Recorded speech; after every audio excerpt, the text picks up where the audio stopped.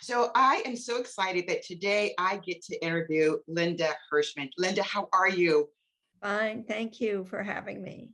Wonderful. So, when we opened up, you said something, and I'm going to talk about that. So, the book is The Color of Abolition: How a Printer, a Prophet, and a Contessa.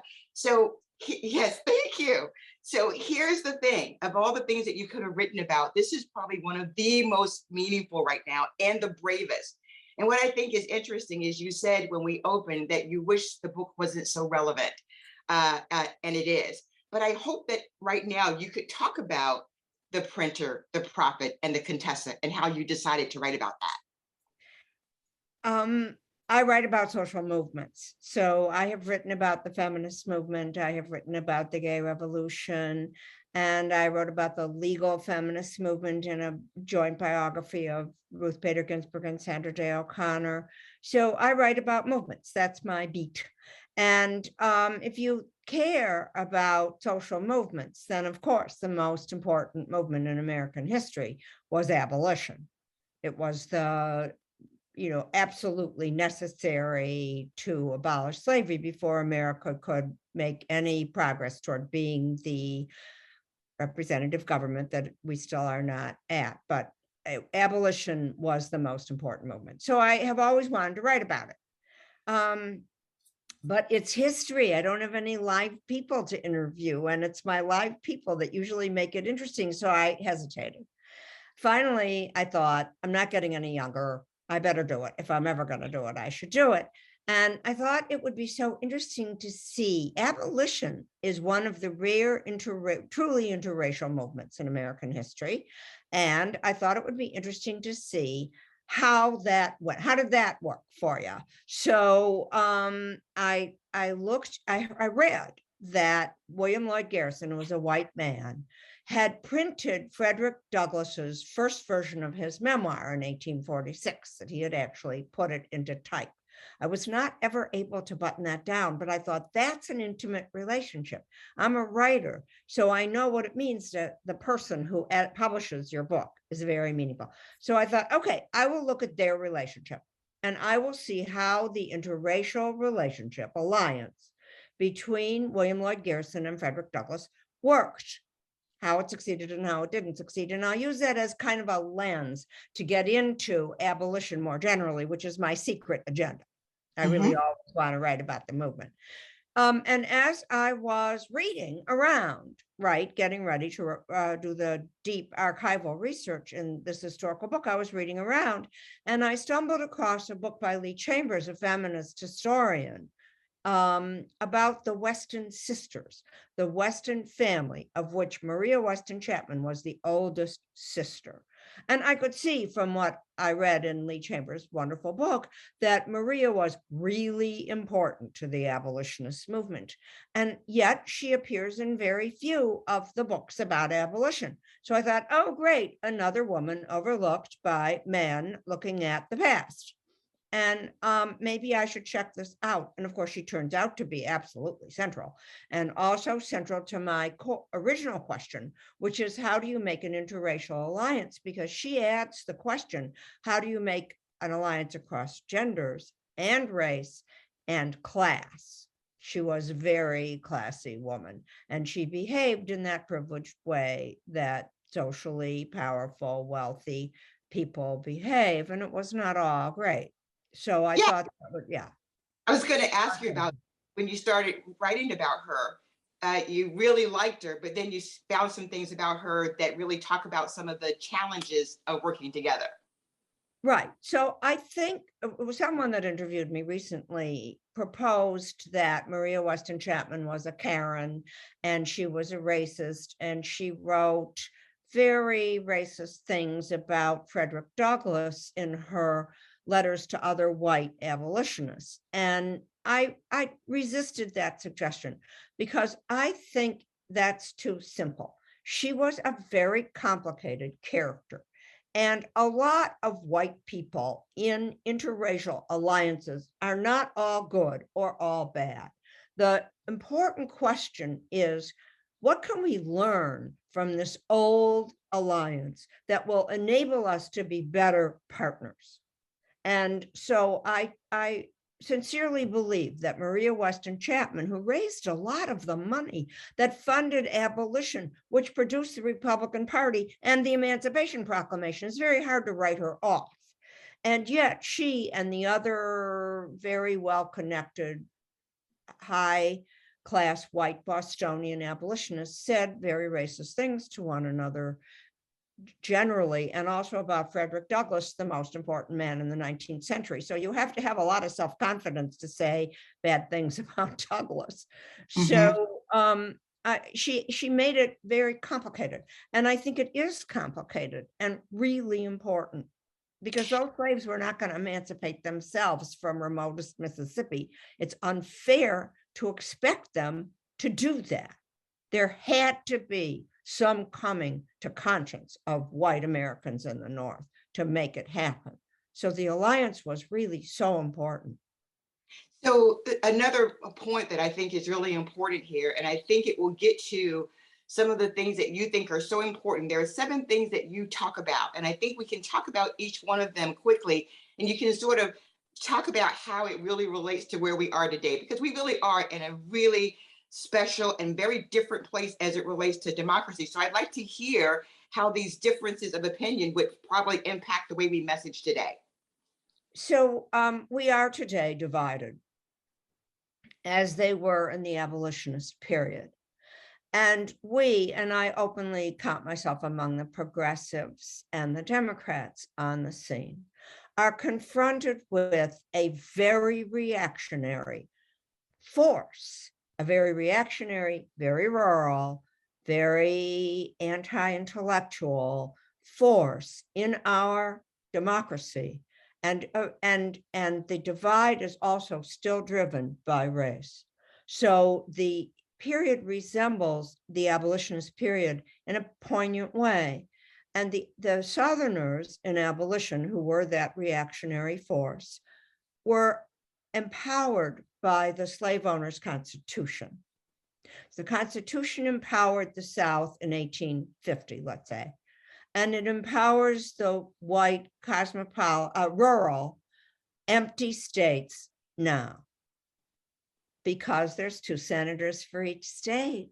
So it doesn't matter whether you're Wyoming or California, and they control the Electoral College because of that. And they elect the president, who controls the Supreme Court. So it's very much like the period that I wrote about, which ended in civil war. I hope that it won't end in civil war. One of the things I did not intend to do this. I just thought it would be interesting to study this very important movement.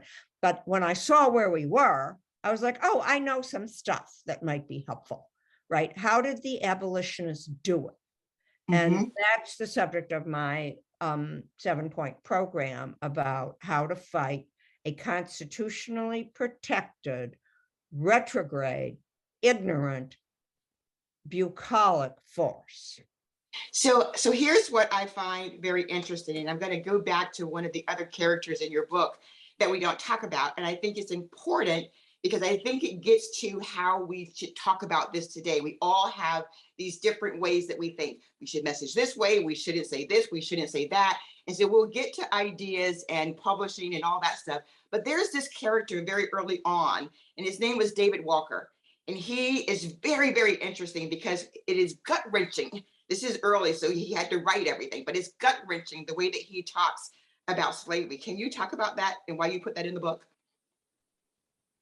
Most conventional histories of abolition started with William Lloyd Garrison, the white publisher, who published the first issue of the Liberator newspaper in January of 1831.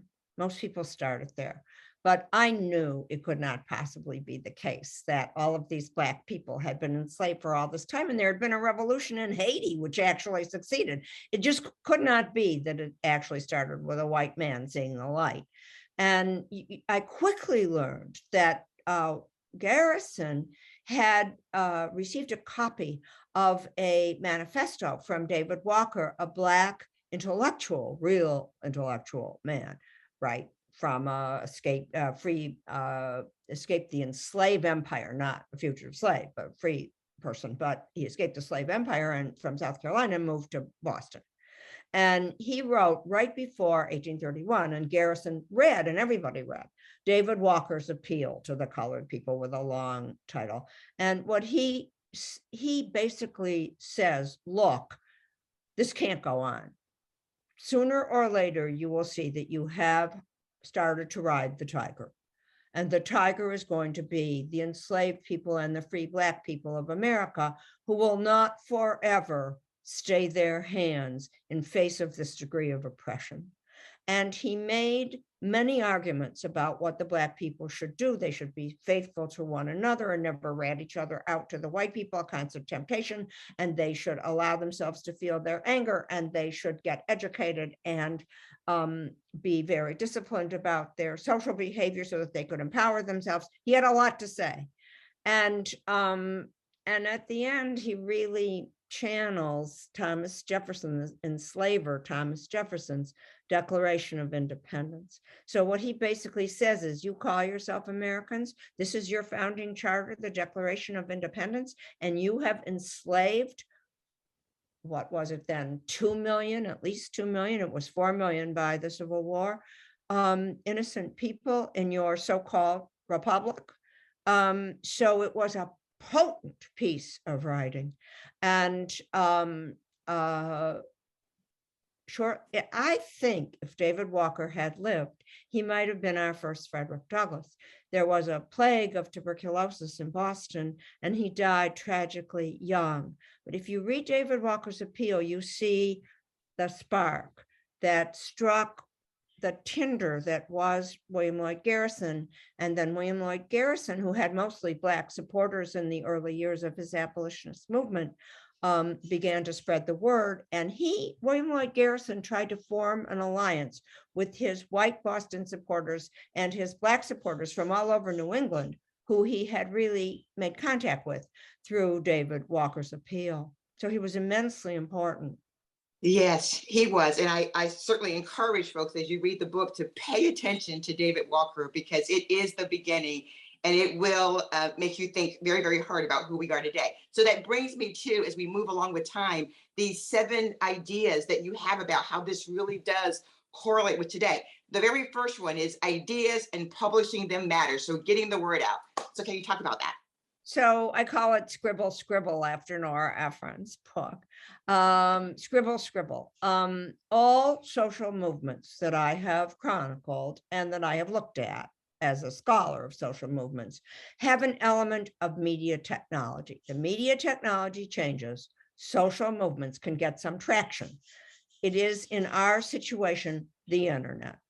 It was, in the time of abolition, something easily as powerful as the internet, the steam printing press, and the telegraph wires.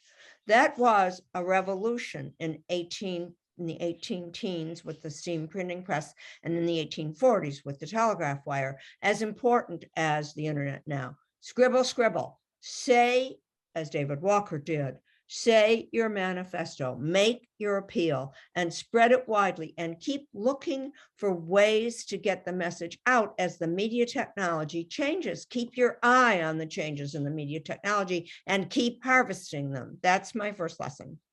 Okay, second lesson, which is what we're doing today, that meetings matter, that getting together and talking and flushing out stuff really matters. So talk about that. I love your program. I love your Friday lunches, because all successful movements have learned basically from the church that you have to have regular meetings. Why do you have to have regular meetings? So that people can come to trust one another, so that you don't feel so isolated and you don't feel weird. Imagine what it was like to be like Maria Weston Chapman, who took on abolition and the clerks in the stores wouldn't wait on her. Okay, you need to go to the meetings and to reinforce one another.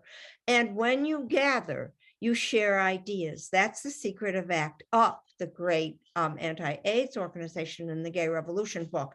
They would come and they would cook up all these things that they were doing, which were immensely effective.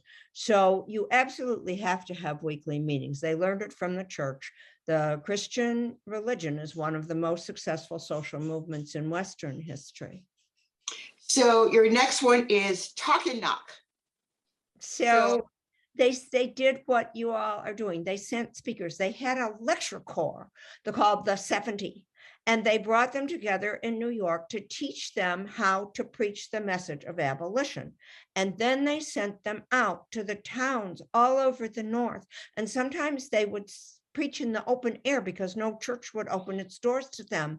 And they would stay in those towns until the communities were, quote, abolitionized. Just like in the evangelical movement, when they would stay in the towns until the people had their souls changed by the evangelical movement. They learned that lesson. So they would speak. And when they would speak, they would get to know each other and they would keep coming back. I have a character in my book, Theodore Weld, who was the most effective speaker of all the abolitionist speakers, except for Frederick Douglass. And I just, because I'm completely impossible, and it was the COVID, so I had nothing to do, I traced how all the leaders of the Republican Party who came later had been in contact with Theodore Weld as he went around Ohio and he went around New England and he went around New York, abolitionizing those towns. He met the first great, robust Joshua Reed Giddings abolitionist congressman, like your wonderful congressman who we just heard from. And he met Salmon P. Chase, the founder of the Republican Party. These people were touched by that speaker. How meaningful is that? So I love that. And I'm going to say something that someone on this channel always says, that as important as the message is the messenger. And so I think that gets to be really important across what you're talking about and what we're doing. It's not just one voice and it's not just one way. No, and people need to hear from people who resemble them. So one of the things that the women did in abolition is they led the petition campaign. So they would go to people's houses and knock on their doors, and who would be home during the day? Other women. And they would see them at their kitchen table and they would talk to them about abolition and get them to sign the petitions to abolish the slave trade in the nation's capital, for example. And then they would convert the woman that they were talking to, and then she would convert her family, including her husband or brothers who could vote when women could not vote. It's very important to hear from people who resemble you. And you can't do it on television. Right.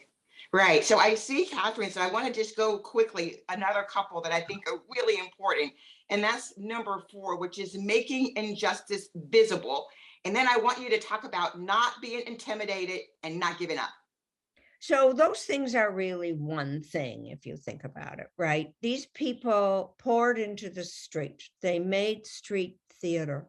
And when the anti-abolitionists, who were very common in the northern cities, because the northern cities ran on slave cotton, so there was a very big resistance to abolition in the cities, they were pretty violent. They would threaten the abolitionists with violence, and Frederick Douglass got into a lot of fights defending himself because he was not intimidated. So there was a lot of violence. And Maria Weston Chapman, this is why I didn't want to write her off, looked around as they were attacking her meeting. Right? She's there with all those corsets and skirts and all that stuff. And she looked around and said, if we have to die for freedom somewhere, it might as well be here. So they met and they weren't afraid of the violence that was directed at them. It came a lot from the South. The Southerners in Congress were constantly challenging abolitionists to duels. So, and the Southerners were like always shooting at one another. So they were really good at dueling, and they would challenge the abolitionists to duels. And then the abolitionists would have to choose between their life and their honor. And many of them retired from Congress rather than face that threat. But finally, Joshua Reed Giddings stood up to them. And one of the enslaver congressmen threatened Giddings. And Giddings looked at him and said, "You talking to me?" So we're not giving. So Linda, thank you so much. I will give you the opportunity. Parting words for us. What's our Be Brave? I think the parting words are that the alliance was so difficult that Frederick Douglass only stayed with the Boston clique for 10 years, let's say. So difficult, and yet essential. So it is both necessary and sufficient that we learn to deal with each other with honor and respect across racial, gender, and class lines. That is the only thing that worked to abolish slavery. That is the only thing that is going to defend the Republic against the challenges that we are now facing. Thank you, Linda.